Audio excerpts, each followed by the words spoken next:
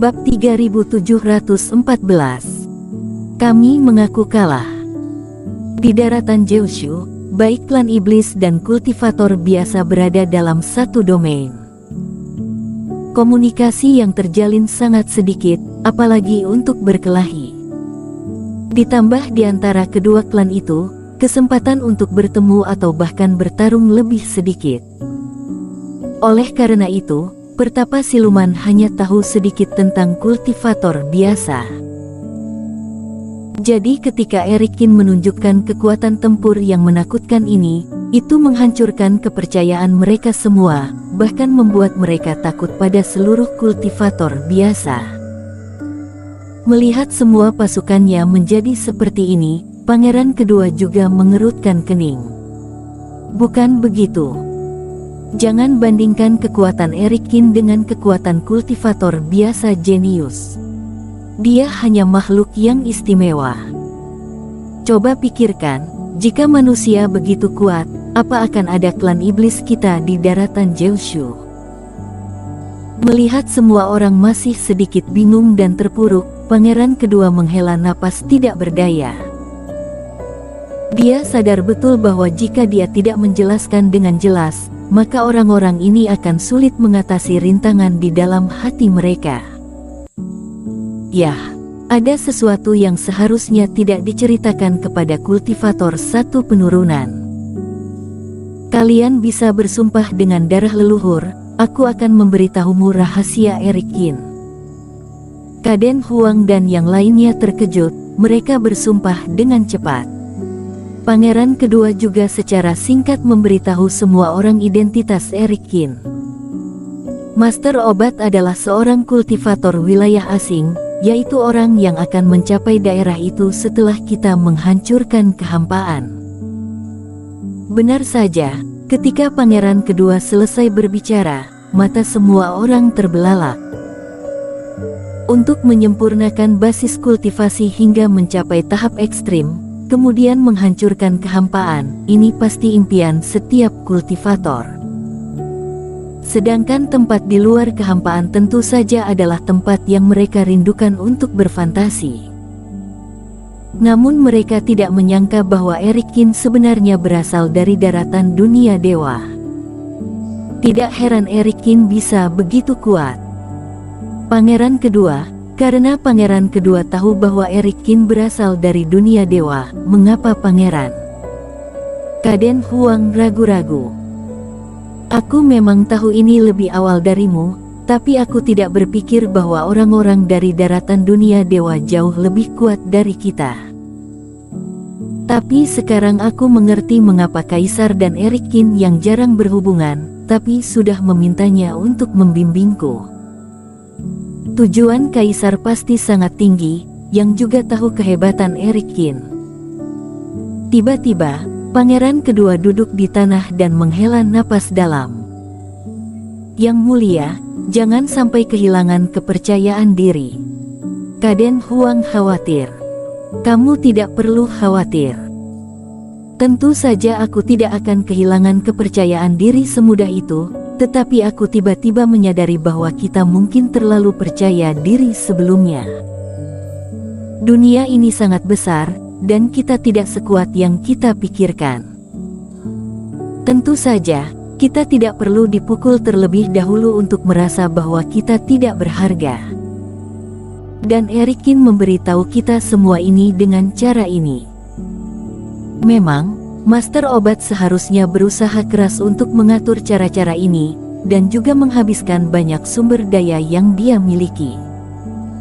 Sedangkan sikap kita sebelumnya terhadapnya.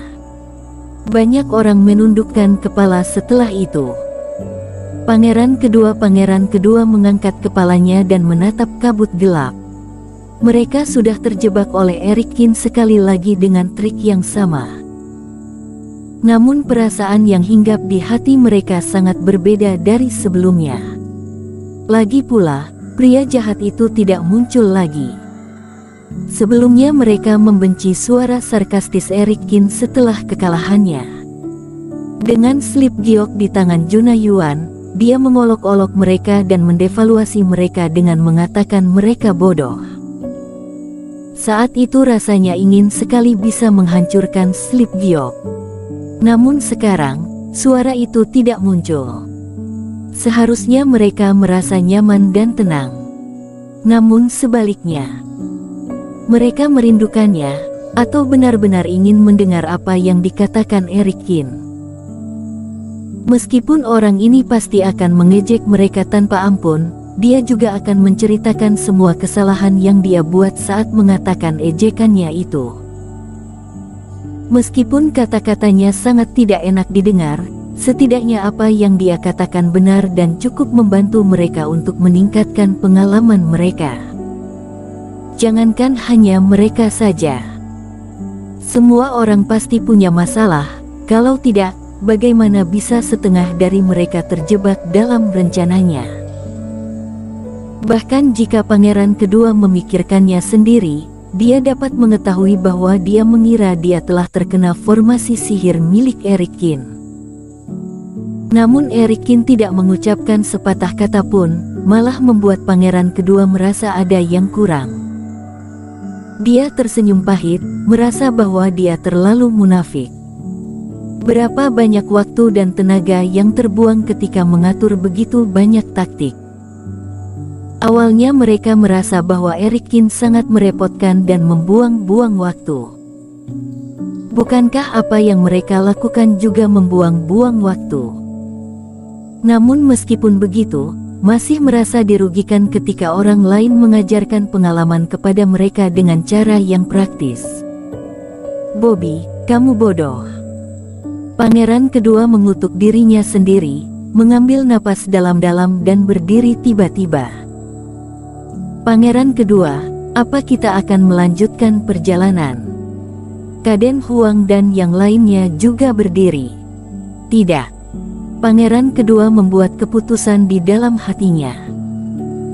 Dia menyatukan kedua tangannya, menghadap kabut gelap, membungkukkan tangannya seperti seorang kultivator biasa. Master Qin, kami kalah, tolong hilangkan kabut. Kami akan mengikuti kesepakatan dan mematuhi bimbinganmu selama 2 hari ke depan dan tidak akan pernah melakukan perlawanan.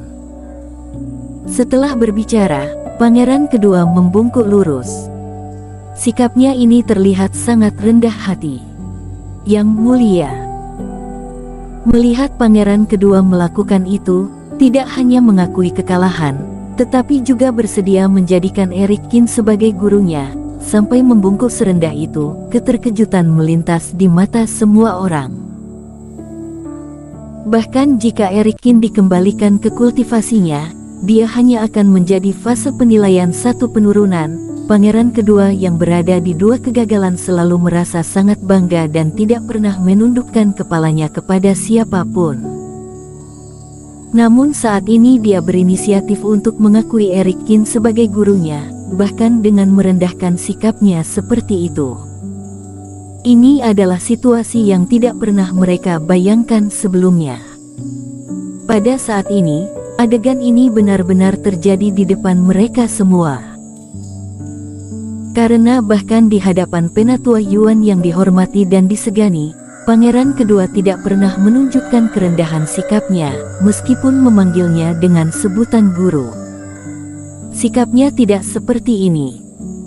Pada saat yang sama, meskipun semua orang terkejut, mereka tidak merasa sulit untuk memahaminya. Karena kekuatan yang ditunjukkan oleh Eric Kin memang pantas menjadikannya disebut Master Guru. Master Kin, kami kalah, kami mohon maaf atas kekasaran yang kita tunjukkan sebelumnya. Kaden Huang bereaksi dan jatuh berlutut. Yang lainnya mulai mengikuti dari belakang dan berlutut satu demi satu. Di atas kabut hitam, Junai Yuan juga terkejut ketika melihat pemandangan ini. Jenius klan iblis ini sangat kuat, tetapi mereka juga sangat arogan. Pada awalnya, dia juga menghabiskan banyak usaha untuk menundukkan mereka. Dengan ketulusan dan kesabaran, dia akhirnya berhasil mempengaruhi mereka. Namun ini baru berlangsung beberapa jam saja, bahkan 1 hari saja belum berlalu, tapi klan iblis ini berinisiatif untuk mengakui Erik Kin sebagai gurunya.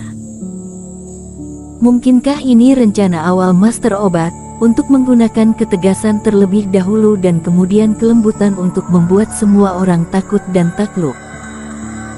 Atau, kami kaum muda klan iblis memang lebih suka melakukan cara seperti ini untuk mengakui master guru mereka? Juna Yuan menyentuh dagunya. Jika trik ini berhasil, setelah melatih generasi muda pangeran kedua, dia bisa mengikutinya.